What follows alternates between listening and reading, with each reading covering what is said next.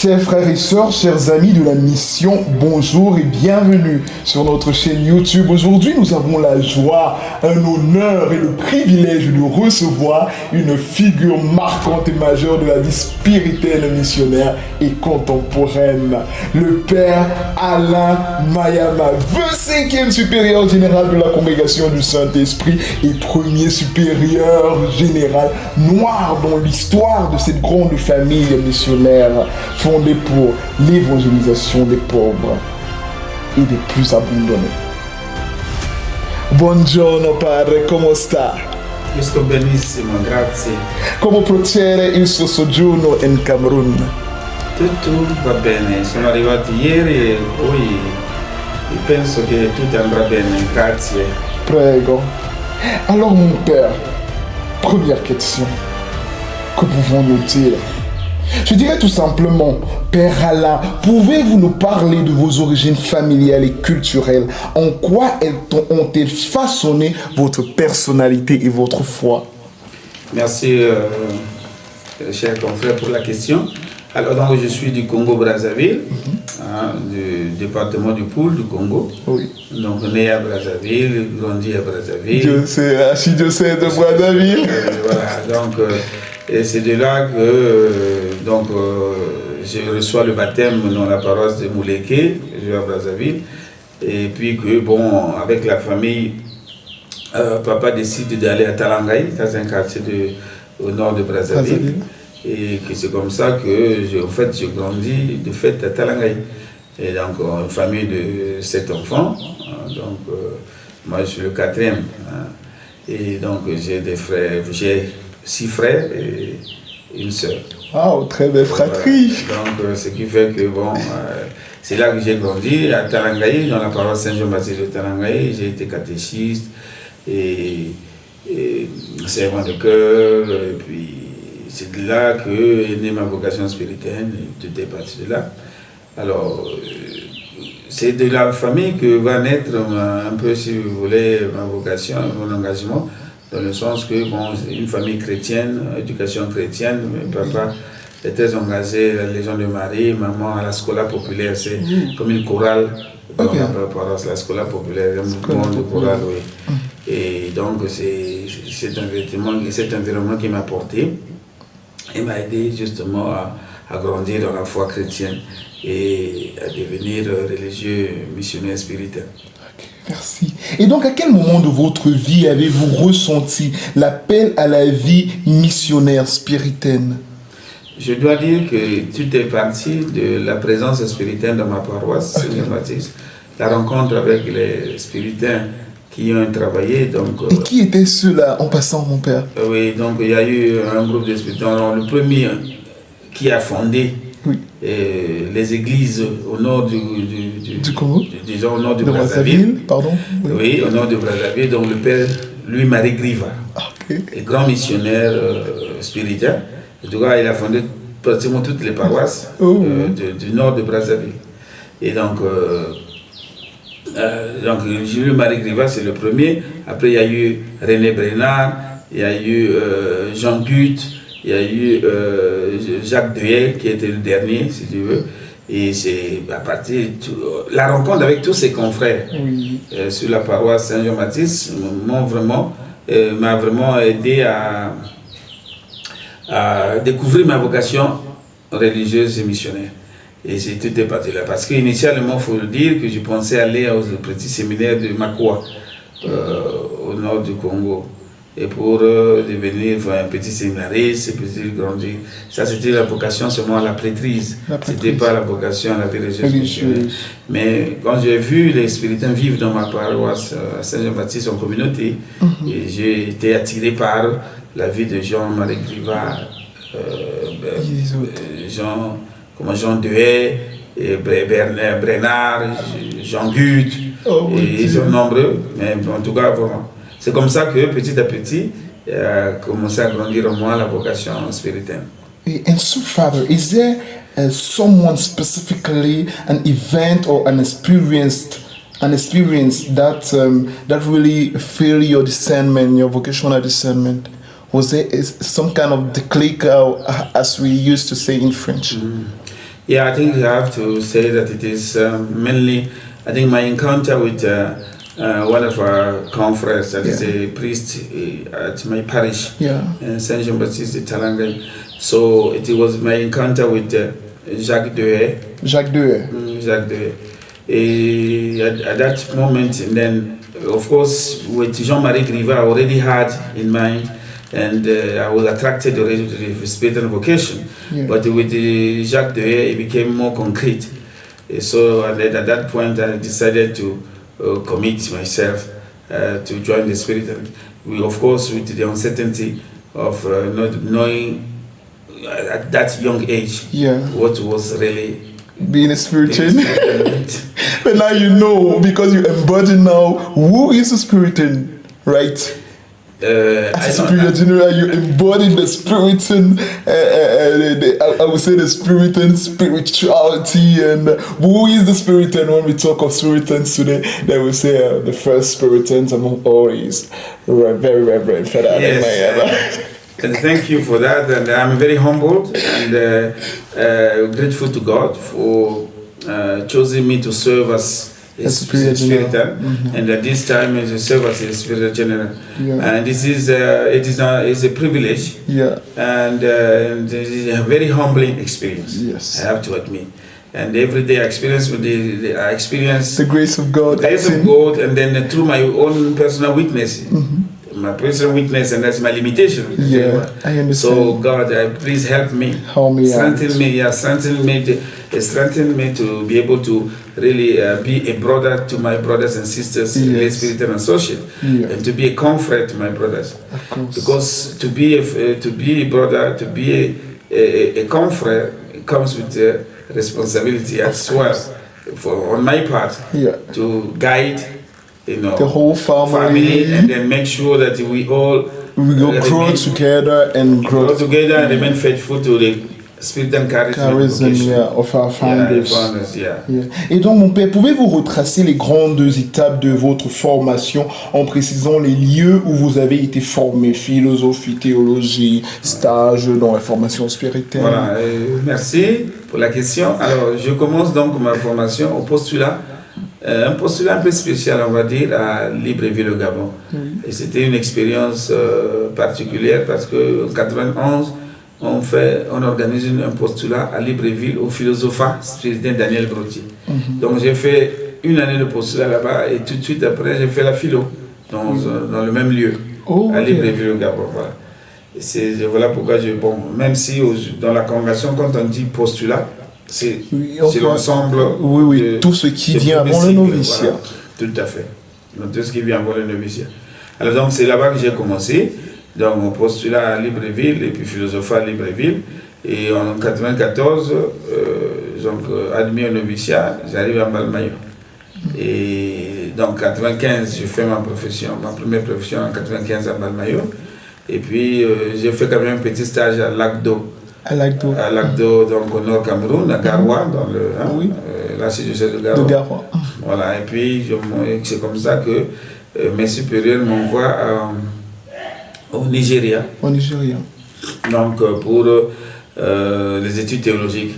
Mais auparavant, donc j'ai dû passer une année d'études de langue à l'université de Nsukka. Au Nigeria. Donc c'est comme ça qu'après cette année de langue à l'université de Nsukka, j'ai été admis et envoyé au théologie spirituel à Tako, le Spiritan International School of Theology à Tako. Et c'est comme ça que je fais mes... Alors peut-être que c'est une parenthèse, mais j'ai dû faire quand même une année au Cameroun à l'école Saint-Cyprien.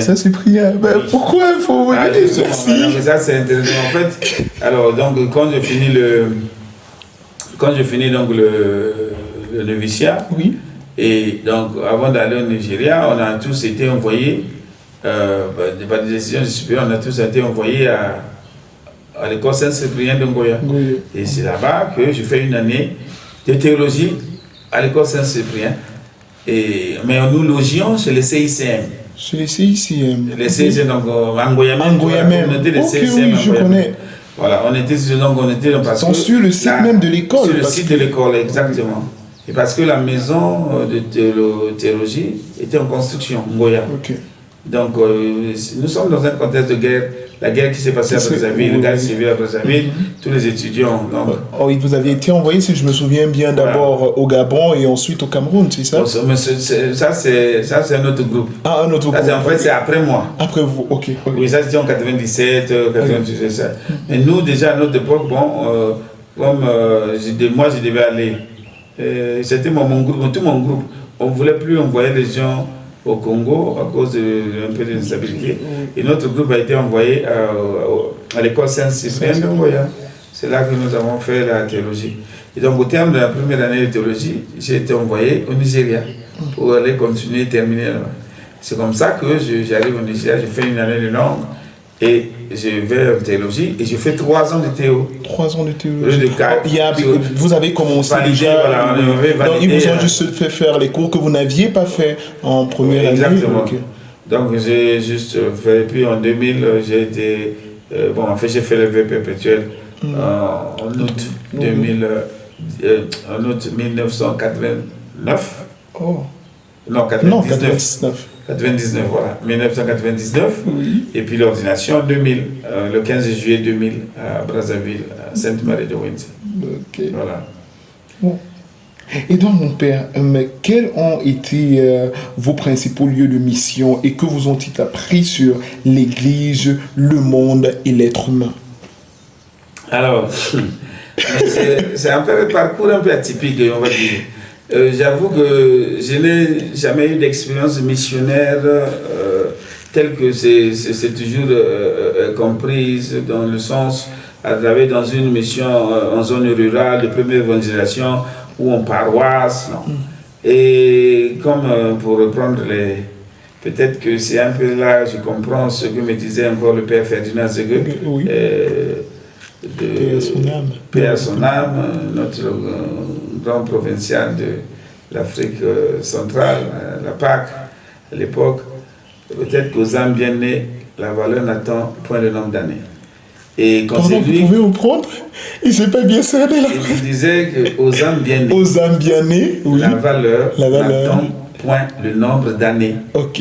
Et donc c'est comme il me balance ça comme ça parce que il me proposait d'être économe du théologat tout de suite après mon ordination. Donc en fait avec le supérieur provincial qu'il était, je dialoguais, je discutais, je dis mais mon père, je viens de sortir des communautés de formation. Et je ne peux pas rentrer encore. Là-bas pour être économe et formateur. Non, non, je sais que tu peux le faire, mais il faut y aller de toute façon parce que le Conseil général a décidé que tu ailles faire des études théologiques aux États-Unis. Donc le temps que tu ta procédure, visa, voilà, il faut que tu rendes service à la maison de formation. Je dis oui, mais je n'ai pas de formation en comptabilité. On se dit non, il n'y a pas de problème, on va s'en occuper, tu vas faire une formation. Et c'est comme ça que, après mon ordination à Brazzaville, j'arrive au Cameroun. Okay. Et donc, je suis envoyé avec le Monseigneur Yves Monotte, oui. Et donc évêque émérite de Ouesso, à l'époque Père Yves Monotte. Donc nous étions ensemble à Mvolier, avec la communauté Mvolier, parce qu'il y avait déjà 2 communautés. Après la guerre à Brazzaville, oui. La maison de Ngoya était en construction, il y avait les théologiens, donc les étudiants théologistes. Ah oui, à Mvolier. Voilà, il y avait un groupe à Mvolier, un groupe à Essos. Okay. Donc Armand Fessi avait été responsable du groupe des SOS. Yves Monotte et moi, nous étions responsables du groupe de Mvolier. Et donc c'est comme ça, moi j'étais dans l'équipe avec Yves Monotte, Armand Fessi. Et puis à Essos, il y avait Armand Fessi et le frère Roch. Le frère Roch, ok. Nantabana, et à son âme aussi. Et voilà, donc c'est comme ça que je deviens économe du théologat. Première année, nous sommes 2000-2001. Oui, 2000-2001. Voilà, 2000-2001. Et Yves Monotte, responsable de communauté de Mvolier. Donc on avait une trentaine de confrères étudiants là-bas. Et puis, donc j'ai fait des sessions de formation, l'économie, à Douala avec le père Joachim à Belon, qui était à l'époque à la procure de Douala, comme procureur. Et c'est comme ça que j'ai appris le PP, le métier, le programme de gestion, EPP, et puis tout le reste. Et bon, je l'ai fait une année. Et après, le père Ferdinand Zégué me demande encore notre service.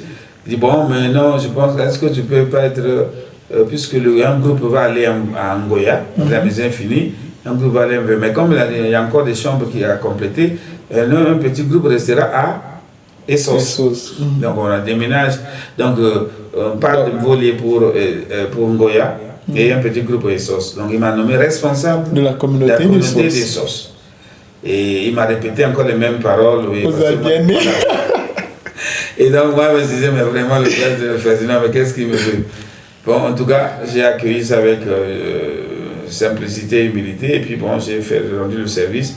Et c'est comme ça qu'en 2022, non, pas 2022, 2002, que je reçois mon visa pour les États-Unis.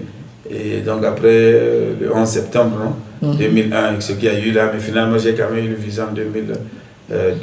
Je suis parti aux États-Unis pour Duquesne. Pour Duquesne, université pour commencer ma formation théologique, voilà, et des études spécialisées.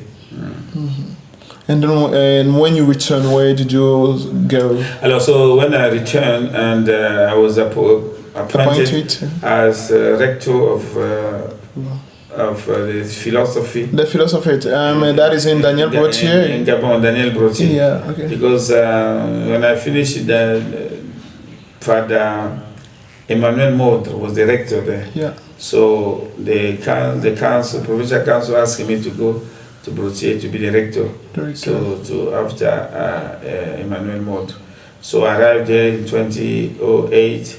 Yeah. And then became the rector. And then 2009, so we did the handover, and then Emmanuel Maudre left for France. I just started as a rector for barely a year. Yeah. So I did 2009, 2010,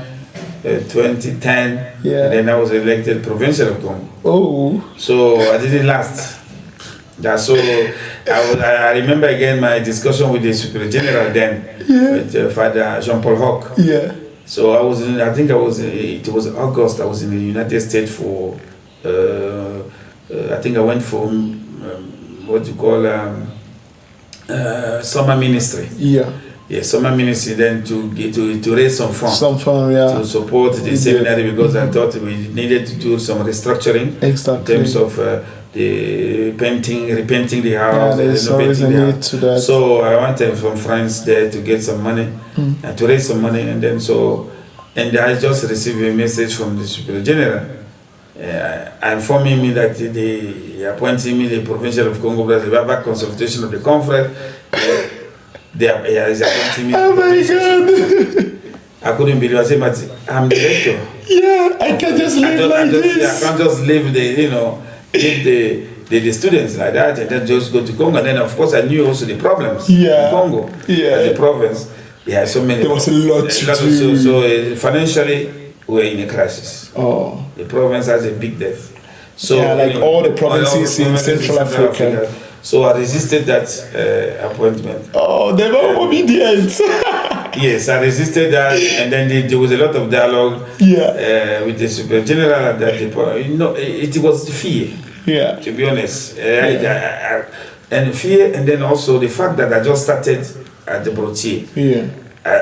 And then I already got acquainted with the system and what you had to do in the mission. So in the mission, and then I like formation, and I was happy with the young. Exactly. Yeah, they reminded you of who you were. Exactly. So and then it was a very conducive environment, a very good community. So I suffered a lot, to be honest. Oh. So that's how it happened, and then I had to leave Brottier in 2010 by obedience to the Superior General. I have to leave. Yeah. I just asked a question whether how to balance it, and then we have to ask Father Benoit to come as an interim director. Why I moved to Congo Brazzaville to be the Provincial of Congo Brazzaville, which I started in 2010, October 2010 officially. Okay. Of course, again, that lasted 2 years. 2 years. Okay. Because when the chapter came in 2012, Yeah. So you were I appointed. was elected yeah. the general counsel. Yeah. So that's how my life has been. Since then, as I finished in 2021, I thought I could go and have some peace. Then I was elected Superior General. To my biggest surprise, to be honest. So, and I cried in my heart, but then accepted it in faith, knowing that. But what are you saying to your biggest surprise, Father? My biggest surprise, because I didn't expect to become one. Yeah, because I didn't see myself to have. As fit for that. Yeah. But the Lord saw you fit for that. Yeah, exactly. But that's the spiritual reading of the situation. But then I didn't see, as a human person, I don't, you always feel unfit. Yeah. At any service, I'm ready for that. That is too much. Even though I've been around, I was with Father John Fogarty, I was Superior General for 9 years. I know the prayer. But then, one thing is to be a counselor. Yeah, another one to be in charge. Yeah. Yes, and for the first time to be Superior General and the first African, there was too much. It becomes, it is another level of responsibility, because that's what I'm saying. I was surprised, but then of course during the chapter, and then I realized that confreres and have confidence in me. Yeah, so I accepted. To be honest, I struggled. I had a sleepless night in Bagamoyo before accepting this responsibility. But then I thank God for the many blessings and all how far He has brought you. Et donc, mon Père, quel est selon vous le plus grand défi auquel fait face la congrégation et comment essayez-vous de le résoudre? Alors, je crois que nous sommes à la charnière un peu de la vie de la congrégation sur 3 niveaux. Sur le niveau donc le changement démographique, donc du point de vue démographique, et sur le niveau de l'organisation de la structure de la congrégation, et aussi au niveau des finances de la congrégation. Alors, donc il faut que à ces différents niveaux que nous prenions conscience de la réalité actuelle de la congrégation. Et on aime bien actuellement au niveau du Conseil général parler des transitions. Donc la transition démographique, la transition structurelle et la transition financière. Et ce sont là pour moi les grands défis de la congrégation. Donc il faut que ça soit mieux assumé et bien intégré et bien expliqué aux confrères pour que chacun de nous essaie de comprendre comment nous devons naviguer là-dedans pour trouver un nouvel équilibre qui tienne compte de la réalité de la congrégation aujourd'hui, donc du physionomie de la congrégation. Et c'est pas, nous avons des confrères venant du sud global et qui aujourd'hui doivent se réapproprier le charisme et vivre ce charisme-là avec leur réalité culturelle, mais en intégrant seulement les éléments de la vie religieuse et du charisme de la congrégation. Merci. Et mon Père, quelles valeurs ou intuitions spirituelles ont le plus marqué votre formation et continuent de nourrir votre mission aujourd'hui, tout en regardant votre parcours de formation? Qu'est-ce qui vous a été le plus exigeant, humainement et spirituellement? C'est la disponibilité et l'écoute de l'esprit. Ouais. Et cela résonne toujours en moi chaque fois que un supérieur me demandait quelque chose. Je me posais toujours des questions, mais je n'ai jamais reculé devant une demande. C'est-à-dire que je me suis toujours senti disponible et humble devant la demande. Et parfois, je crois que ce que me donne aujourd'hui la conviction que chaque fois qu'on obéit, on ne se trompe pas. Parce que ce n'est pas notre volonté, c'est le Seigneur qui agit à travers les supérieurs. Et ça, c'est ma petite expérience vraiment. Et je n'ai jamais posé de résistance, ni aux supérieurs ou ni aux différents services qui m'ont été demandés en congrégation. Et j'ai dit que les hésitations, je vous ai parlé tout à l'heure de peur. Quand le supérieur général m'avait demandé d'aller au Congo-Brazzaville comme provincial. Là, ça c'est la peur humaine de la charge Oui. Et la même peur que j'ai eue en acceptant le service de supérieur général. Oui, Donc, moi, je dis que ce qui m'a toujours vraiment animé et soutenu, c'est cette disposition à accueillir ce que le Seigneur, à travers le supérieur, me demande, donc la disponibilité et puis la simplicité à accepter le service qui m'est demandé. Oui, et tout en parlant, vous avez fait mention des peurs qui vous ont habité à chaque fois que vous aviez reçu une mission réellement importante. Mais avez-vous eu tout au long des moments de découragement? Et si oui, quelles en étaient les causes et comment avez-vous pu traverser cela? Oui, j'ai eu beaucoup de moments de découragement, notamment pour commencer la situation du Congo-Brazzaville, ma province d'origine. Là où j'ai commencé comme premier provincial, aussi en passant, parce que quand la PAC éclate, voilà, on nomme les premiers provinciaux de circonscription d'Afrique centrale. Donc j'ai été le premier provincial du Congo-Brazzaville. J'arrive avec une situation, je trouve une situation catastrophique, la peur de tous ces clients, les tiers qui venaient demander leur argent. Je ne savais pas comment naviguer là-dedans et j'avais la peur de ne pas être à la hauteur. Et c'est donc le nonce apostolique à l'époque, à Brazzaville, qui vient me dire une des choses que un leader doit avoir en tête quand il assume une responsabilité ou quand on lui demande un service, c'est de ne pas paniquer devant les confrères ou devant les personnes qui sont en face de lui. Et pour ne pas, il faut toujours donner présenter un visage rassurant, de ne pas paniquer, même si la situation est catastrophique. Bien sûr. Et ça m'a beaucoup soutenu. Ouais. Et cette parole-là m'a soutenu pour aller de l'avant, parce que lui, il savait la réalité. Et quand il me voit arriver, il s'est dit, waouh, j'ai partagé avec lui pour dire comment est-ce que je vais naviguer là-dedans, comment est-ce que je vais faire pour aider la province déjà à sortir de cette crise et puis à satisfaire les clients qui venaient chercher leur argent. Et donc voilà, donc je surmonte la peur avec cette conviction-là, ok, c'est le Seigneur qui me donne ce service et tout d'un coup, cela change ma façon de prier. Parce que je ne peux plus prier, je ne prie plus autrement. Oui. Depuis que j'ai assuré le service de responsabilité, je ne prie plus de la même façon. Ma prière est devenue aujourd'hui très centrée sur des choses concrètes, des situations de confrères, des situations de ma responsabilité. L'union pratique du Père Lieberman. Ma vie devient ma prière. Ma prière. Et les situations de conflit deviennent ma prière. Et c'est comme ça que j'essaie avec la grâce de Dieu surmonter les peurs, les frustrations qui viennent aussi avec ce service. Les confrères qui n'accueillent pas certaines décisions, ou qui résistent, ou qui ne veulent faire à leur tête, à leur manière. Et donc ça crée des frustrations. Mais je crois qu'on trouve la force en Dieu et en la Sainte Vierge Marie, qui est notre protectrice et nous soutient toujours et nous accompagne tout au long de notre cheminement. Et donc, d'où vient ce zèle missionnaire que beaucoup vous reconnaissent et quelle en est la source profonde? La disponibilité au service de l'Évangile. La disponibilité au service de l'Évangile. Moi, je crois que ce qui m'a toujours soutenu et orienté.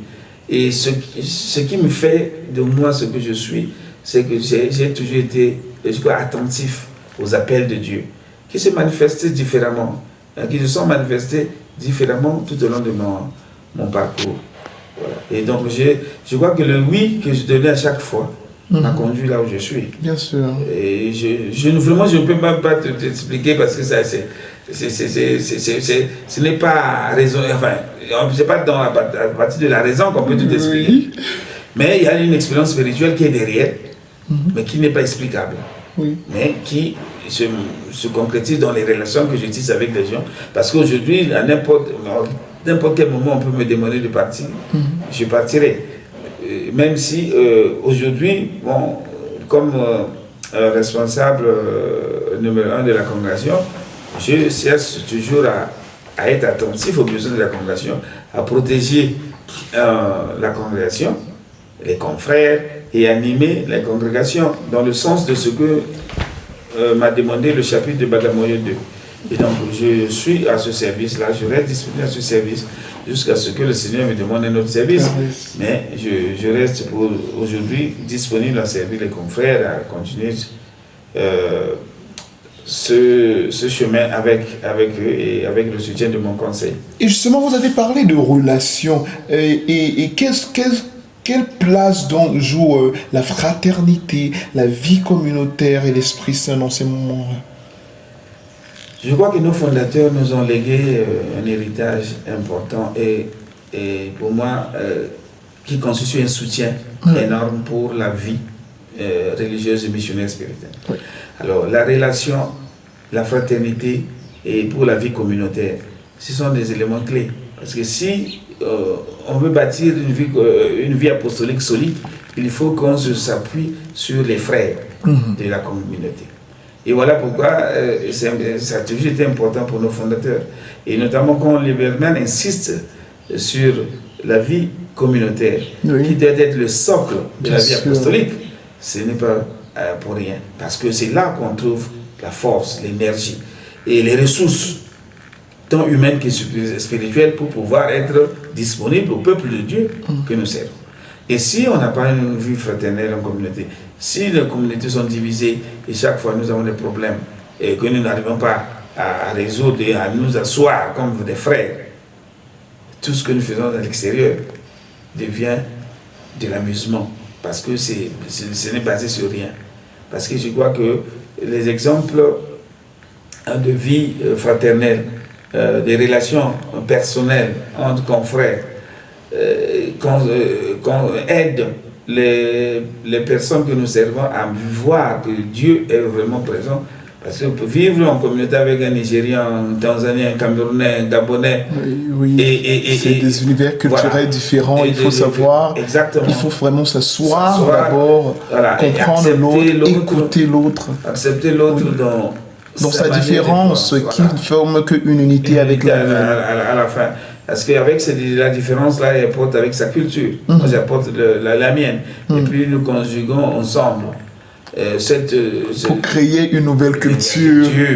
Et c'est ce qu'on appelle la culture spirituelle. Bien sûr. Voilà. Et la culture spirituelle, c'est donc cette mise en commun de toutes les cultures qui viennent se focaliser sur la culture, sur le charisme. Parce que le charisme devient le centre. Donc il y a l'évangile, il y a le charisme, et donc toutes nos cultures viennent là, et puis on constitue ce qu'on appelle la culture spirituelle pour pouvoir être plus efficace en mission, comme religieux missionnaire. Et donc, mon père, en tant que 25e supérieur général et premier noir à exercer cette charge, quelles sont les difficultés et défis spécifiques que vous rencontrez et comment les aidez-vous spirituellement et humainement? Alors, je crois que faut déjà dire que, bon, en tant que premier supérieur général noir, je n'ai peut-être jamais prêté attention. Et sincèrement, mais ça, je le dis avec beaucoup de simplicité, je n'ai jamais prêté attention à cet aspect des choses. Mais je crois que ce que je vis, c'est je l'accueille toujours comme service de congrégation, comme spirituel. Vraiment, indépendamment du fait que je sois noir. Mais le fait reste. Le fait reste que je suis noir, je suis 25e supérieur général. Mais ça ne m'a jamais touché ou bien que outre mesure. Que je m'appuie sur cela pour agir. Non. Moi, je crois qu'il y a une confiance qui m'a été faite. Et le Seigneur a voulu que ce soit moi, en ce moment particulier de l'histoire, mais pour les besoins de la congrégation. Et pour un objectif précis. C'est lui qui sait pourquoi il a voulu que je sois là. Et donc, je viens avec beaucoup d'humilité. Et en écoutant les frères et les laïcs spirituels associés, je veux vraiment, je me vois toujours comme celui qui a été choisi par les frères pour servir la mission de la congrégation, pour les confrères européens, les confrères asiatiques, les confrères latino-américains, les confrères africains. Mais le fait d'être noir, d'accord, c'est historique, mais ça ne change rien sur ma manière d'agir, ce que je devrais faire. Le fond qui est fidélité au charisme spirituel. Et je suis spirituel avant d'être. Voilà. Et je crois que le fait d'être spiritain doit primer sur d'où je Ma viens, nationalité, ma comment est-ce race. que je me situe. Et même si je reste africain. Bien sûr, Donc, on je en ne change est pas conscient, ça. Je ne change pas ça, mais cela ne peut pas prendre le dessus sur ce qui doit être au centre de mon être. Tous les confrères devant moi Exactement. sont égaux. Vous êtes des frères. Exactement. Ça permet à ce que déjà que tu vives ce service avec objectivité. C'est tout ça. Bien sûr. Donc, ce que je dis aux Africains, je dis aux Européens, je dis aux Latino-Américains, je dis aux Asiatiques. Donc c'est ça. Et ça, je crois que nous tous, confrères spiritains et laïcs spiritains associés, nous devons vraiment porter cela. Et c'est ce qui doit faire notre force, mais pas d'où nous venons. And Sir Father, and recently you celebrated your Silver Jubilee as a priest. What do you think the Lord has taught you on yourself, on the church, on the mission? I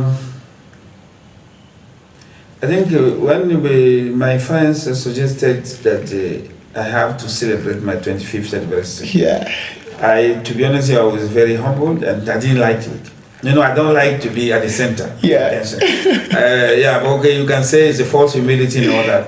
You know, it's not that. It's just I'm just shy of being at the center. But then again, I grew to realize that okay, maybe they have a point that okay, from time to time you need to celebrate something in your life. Okay, and then I welcomed it with very all simplicity. But then if you remember, or maybe you have seen it, and then when they decided to do this material for my for the anniversary, so I had to do something. You know, I don't want my photo. To be somewhere. No, I don't want those things. So I just say, okay, what would you like to see? I just say, okay, 25 years at the service of the gospel.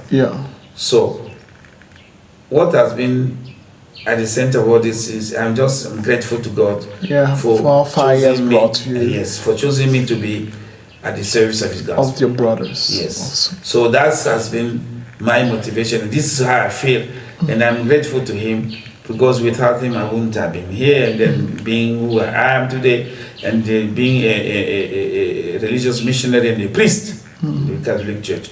So service of the gospel is key, and today I think with the hope that I would like to continue to be available to serve God in the service of evangelization of the people, and to make sure that whatever I do, I always focus on the gospel value.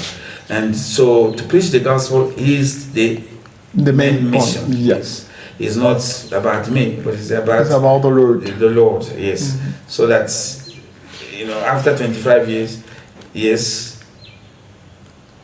I've come to a certain point in my life whereby I recognize God's grace in me, and now God is asking me, okay, now Alan, the next 25 years, so what is going to be the point of reference for you? It's the same thing, service of the gospel. So that I pray that God will continue to sustain me and help me to be at His service. And so, Father, in our congregation now, there is a fact that the brother life is that vocation as brothers is being how can I use? We no more have brothers. Most of the people who come to knock at our doors say, I want to become a priest. They forget about that religious being before being a priest. So what do you think should be our main approach into reinforcing, or I may say reactivating that call for the religious life? For people to come maybe say, I know it's a vocation, but how can we foster it for the brothers to come? I think, it is a very, very valid question. And then I think, as you might recall, the general chapter in Bagamoyo to discuss it, and there's a section in the chapter document that talks about it. The challenge here is that we have to admit and recognize that we are in a different time Yeah. in history Yeah. of religious life. Life. We just have to acknowledge that first. Because vocation is not about imposing things, Yeah. forcing people to become, No, never. or going to to recruit so that we have one brother. Yes. Vocation is a call. Yes. So in the congregation, at certain point in the history of the congregation, there was a lot of movement. Yeah. Because remember, as a missionary congregation, the focus was on mission, Yeah. and they were evangelizing the indigenous Yeah. and the world that did not know God yet. Yes. And when they were at that time, we needed men for The mission. to put the work. structures, Yeah. to put structures and all the services that are around the mission, Yeah. schools, hospitals, and all that, and they build structures. So the movement has changed, Yeah. and we have moved now from the congregation that established churches, local churches, to a congregation now that is cooperating With local with church. local churches. Yeah. So the needs are different. Now, so- how about the call to brotherhood? Yeah. Has evolved throughout Throughout years. history. Yes. So today, the approach to vocation, to brotherhood, it has to be different. Now, of course, we have to do some work. We as religious priests and brothers, because it is not about priests, talking about the vocation to brotherhood to others. It is all of us as Spiritans. So brothers are Spiritans, priests are Spiritans. Spiritans. So we how are do we- religious first. Right, we are religious first. How do we together work towards enhancing the possibility of receiving young men to into the congregation to become brothers? And then also another element that is I think we need to restructure or to have a clear formation program for brothers. I think it is something that we tend to neglect a lot within, in various circumscriptions. We don't have a clear program because as for the priesthood we know. Yeah, after this theology, Right. yeah. But for the brothers, we seem to be lacking. Lacking, yeah. And so each circumscription does its own thing. decides, Yes. and sometimes some- it can be frustrating. Correct. Some have no clue about how to proceed with that. Yeah. And then, of course, when you don't ask questions, so maybe the General Council and the entire we need to maybe create a model. Yeah. A model doesn't mean that we should not be fixed. Fixed, no. yeah, but they it's have just to a kind of open the mind of the others Yes. and paving just the way. paving the way. Yeah, just have a kind of a program that will help the superiors to fill in. Okay. To say, well, how do we? Now we need to attract them too. Yeah. And talk about it. Starting the ourselves. visibility during Yes. the vocational camp. Yes, yeah. talking about it, and they say, yeah, Spirit, we have brothers. Brothers, so we start with that, being yeah. brothers first, and then priesthood is a service. So it is important that we promote that, but together. Together, But yeah. let's not make distinctions. Yeah. Because the tendency now, we're not doing enough for the vocation of the brotherhood. It's not something that you are going to recruit people. No. The danger is that you think that it's because you talk about it, you mean that. Well, how do we touch the heart of the young people today? Well, it depends on how we behave. We as priests in the congregation. So, what is our relationship? How do we consider brothers in the congregation? In the congregation. Those who are already With us. with us. Yeah. How do we treat them? I don't think that it should be a different, and it shouldn't be a different. And we have brothers in the generality. We have two brothers, so they have the same rights and the same obligations as any other Spiritan. But again, you just have to recognize that the time have changed, and we might not have the number we're expecting. But we have some who are coming. Definitely come. And I have a couple of them in the congregation. I can give you names of those who are. Yes, we just have one here, Brother Rios. There's one in Gabon. I just left. His parents are Cameroonian, and he wants to become a brother, and I'm encouraging him. Yeah. So by next year, if he does novitiate, And I will see what to do with him. What kind of program will be suitable for him.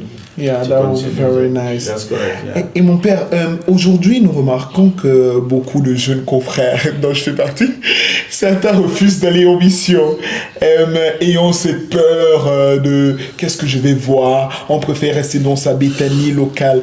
Quel mot fort pourriez-vous? C'est vrai, la formation nous encourage à y aller et nous prépare même à la mission. Mais quel mot pouvez-vous leur donner maintenant pour qu'ils se sentent confortés en disant nos ancêtres, nos parents sont partis, moi aussi, il faudrait que j'y aille. Je crois que là, mon frère, tu touches même au cœur de la lettre de Noël que j'ai proposée à la congrégation. La disponibilité de Marie, c'est-à-dire que c'est une dimension spirituelle qu'il nous faut. Ce qui nous manque actuellement, et je le dis vraiment avec beaucoup de simplicité, il nous manque un engagement à la vie religieuse, missionnaire. Et le oui que nous avons donné en Balmayo pour ceux qui ont fait le noviciat au Cameroun, en Afrique centrale, nous semblons oublier ce oui-là dès que nous passons le noviciat. Et aujourd'hui, la disponibilité missionnaire est devenue un problème. Et parce qu'il y a comme une confusion dans notre tête sur ce que c'est qu'un religieux. Ouais. Et c'est comme il faut peut-être redéfinir la vie religieuse dans notre tête. Mais lorsque nous regardons, nous appuyons sur la figure de Marie. Nos fondateurs se sont appuyés sur la figure de Marie. Sa docilité à l'Esprit Saint. Et c'est comme ça que... Mais ils nous proposent même Marie comme exemple de vie missionnaire. Je disais l'apostolique, mais ça c'est Lieberman. Ça c'est la règle de vie numéro 89. On commence à la règle de vie numéro 5 qui parle de ça. Donc revenons aux fondamentaux, on dit ça tout le temps. Mais comment est-ce que nous, leaders dans les circonscriptions, nous encourageons, animons les confrères et aidons les confrères à vivre les fondamentaux? Il n'y a pas. Il doit y avoir plus d'animation spirituelle dans nos circonscriptions que de conflits d'intérêts. Et les jeunes aujourd'hui, c'est préoccupant parce que certains, pour des raisons X ou Y, ne veulent pas aller en mission comme tu l'as dit. Parce qu'on évoque les parents malades, on évoque la santé. Il y a plusieurs raisons. Mais si tout le monde donnait la même raison, personne n'irait en mission. Il n'y aurait plus personne en mission. Mais après, on est devenu très sélectif. Ces missions au Cameroun, ce n'est pas la même chose que mission aux États-Unis. Hein, selon notre conception, oui. Et alors qu'aujourd'hui, moi, je dis non, mais c'est encore même plus difficile là-bas, aujourd'hui. Bien sûr. Parce que le monde occidental, aujourd'hui, a beaucoup changé, les défis sont énormes, et si tu n'es pas préparé intellectuellement, spirituellement, émotionnellement, on tombe dans les travers terribles. Donc voilà un peu, donc je crois qu'il faut qu'on revienne à la prière. À la prière, je dis la prière, c'est la vie religieuse. Donc des spiritains qui prient et qui acceptent le risque de la mission. Oui, je suis la servante du Seigneur qui nous sauve. Et quand on l'accueille, je dis, on n'est jamais déçu. Parce qu'il y a toujours la grâce de Dieu qui nous accompagne et la congrégation nous soutient. Alors, Lieberman, pour la déplace, nous ont dit, une fois de plus, si vous voulez être missionnaire, il faut vous appuyer sur la prière. Et c'est ça. Donc le plan d'animation de la congrégation propose justement à la congrégation une vie de prière un peu plus intense pour pouvoir accueillir les différents services que Dieu nous propose à travers les supérieurs. Et que les supérieurs eux-mêmes aussi soient des hommes de prière. Pour ne pas que dans le discernement, que ça devienne des subjectifs. Bien sûr. Que dans le discernement, voilà. Et que vraiment, on regarde les qualités, les talents des confrères. Et comment les mettre au profit du service missionnaire. Et donc, mon père, pour conclure, vous allez nous donner 3 allocutions, mais la dernière, vous choisirez ce que vous voudrez, mais celle ce que nous voudrons nous appesantir serait un message pour les confrères dans des situations difficiles ou qui rencontrent quelques périodes de troubles. Un deuxième message pour ceux qui sont en formation et un troisième message pour ceux qui veulent entrer dans la congrégation. Alors, donc, je commence par les confrères qui sont en situation difficile, donc différents types de difficultés, c'est-à-dire que les confrères qui sont malades, qui souffrent de la maladie, différentes maladies, et je voulais leur dire la proximité du conseil général et la proximité de l'ensemble de la congrégation. Nous, aujourd'hui, dans leur maladie, ils sont toujours missionnaires, mais missionnaires autrement. C'est comme les personnes âgées, les confrères qui, après avoir travaillé plusieurs années, sont dans les maisons de retraite. Ces confrères-là sont devenus missionnaires autrement. Et par leur prière, ils nous soutiennent. Et les confrères qui sont en zone rurale, de première évangélisation, parfois des situations précaires, de mission de vie, je leur ai dit la proximité du conseil général pour les soutenir, pour les accompagner, spirituellement et matériellement. Et ça fait partie d'une obligation. Moi, je crois que comme congrégation, nous devons porter. Les missions difficiles doivent être une précaution pour tous, pas pour ces confrères qui y sont. Non, c'est pour tous. C'est comme confrères qui sont au Soudan du Sud et aussi au Cameroun, par exemple, nous avons aussi des situations missionnaires difficiles. Et ça ne doit pas être leur affaire. Et c'est là où la province doit la porter, la congrégation toute la congrégation doit porter. La province et toute la congrégation, tous les confrères, nous devons les soutenir financièrement et spirituellement. Et donc voilà un peu ce que je leur dis. Je vous redis toute la confiance de la congrégation, la proximité de la congrégation et surtout les prières de la congrégation. Et s'il y a des points d'échange que vous voulez avoir avec moi ou le conseil général sur ces questions-là ou sur vos difficultés, je suis prêt à dialoguer et à vous écouter. Et ensemble à trouver des solutions là-dessus. Maintenant, l'autre volet, c'était ses confrères en formation. Chers confrères en formation. La congrégation du Saint-Esprit n'est rien sans vous. Mais la congrégation a besoin de vous pour que vous deveniez des missionnaires selon le cœur du Poulard des Places et de Liberman. Ce que je vous demande, c'est la liberté de choisir. La liberté de choisir, de continuer votre formation comme futur religieux missionnaire spiritain ou bien prêtre diocésain ou prêtre dans l'Église catholique. Et j'insiste sur cet aspect de choix, de liberté, dans le discernement. Que ce ne soit pas des choix imposés par quelqu'un, la famille ou des amis, mais que ce soit vraiment un choix que vous faites dans la liberté totale.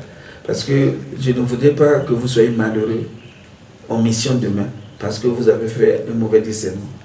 Et c'est aujourd'hui qu'il faudra décider. Et chaque jour, il faut revenir, il faut réévaluer cette décision.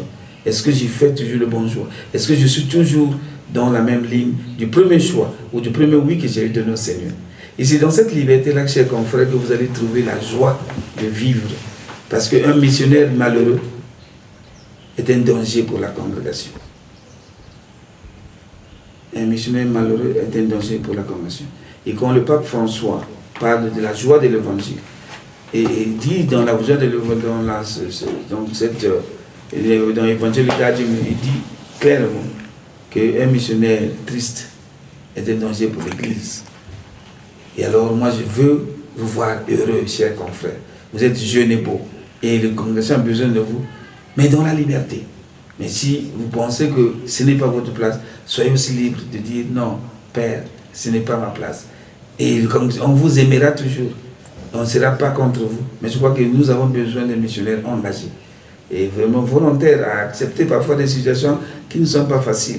Mais c'est aussi cela qui nous a apporté l'évangile ici. Nous étions les confrères qui sont venus en mission ici, tous les anciens qui ont apporté l'évangile, on ne serait pas là où on est aujourd'hui. Alors moi je compte sur vous, la convention compte sur vous et j'ai confiance en vous. Je voudrais que vous fassiez des bons choix maintenant, parce que demain, ça sera un peu trop tard. Voilà. Et pour terminer, les confrères... les aspirants à la vie religieuse missionnaire. Je crois que, eux aussi, je réitère un peu ce que j'ai dit déjà aux confrères qui sont en formation initiale. Alors, dernièrement, donc, au Malawi, j'ai dit un peu ça à un confrère qui sont philosophes. Et donc, le discernement, je dis, mais fais ça même là. Alors, d'où je tiens ça, si tu veux. C'est notre rencontre avec le pape Léon, le 26 novembre dernier, et il nous a rappelé ça. Parce que lui-même était supérieur général.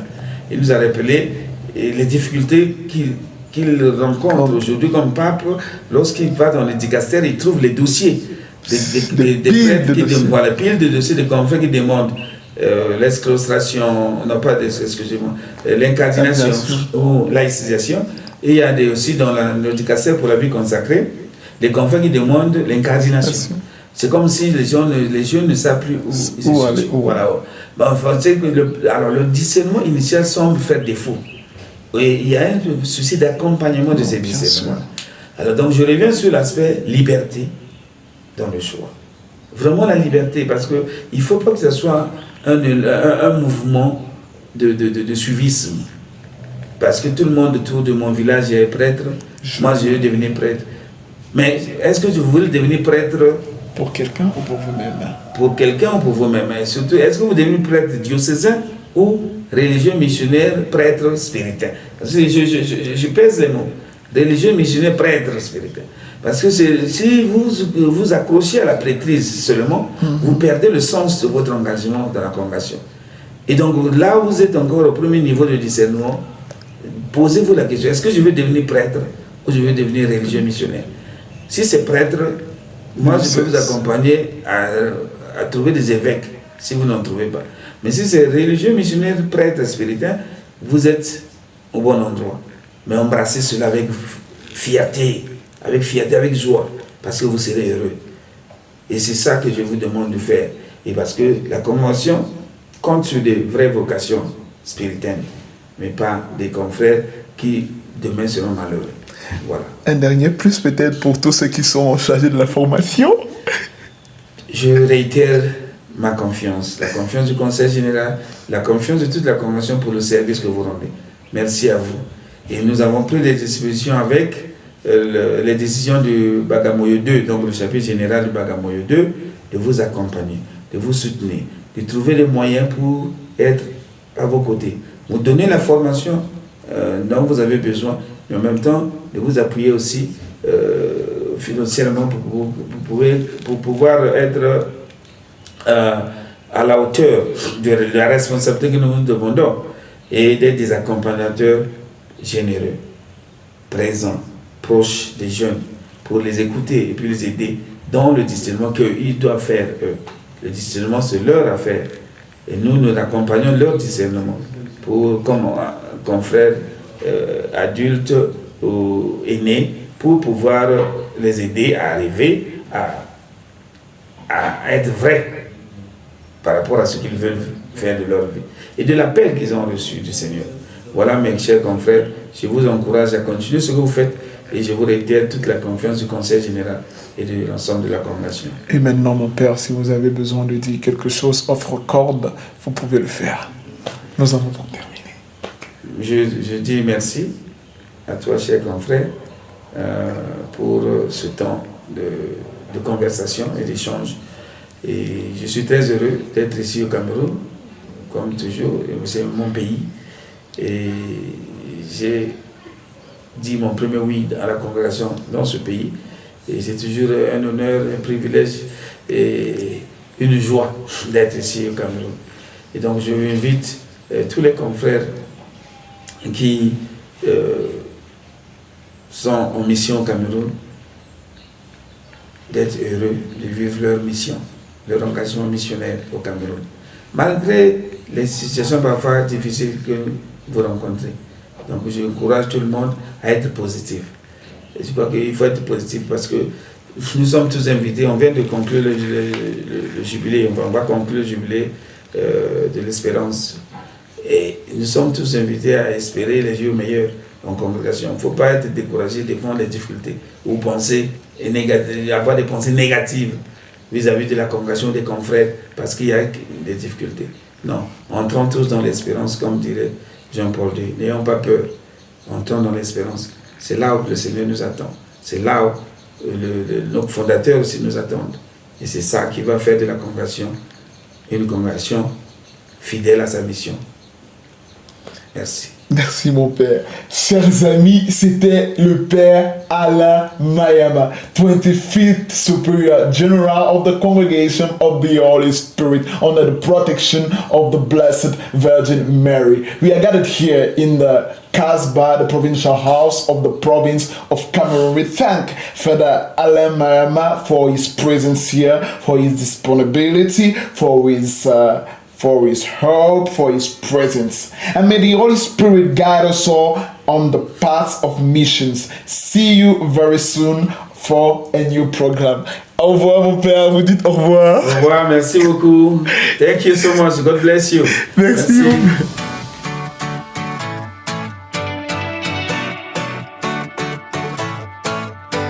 Oh, you are God, and we lift you up. We'll keep singing, we'll keep praising, we won't stop giving all we got, 'cause you're worthy of all glory and all. There is no other, you are forever, Lord over all. There's nobody like you, no one beside you. To you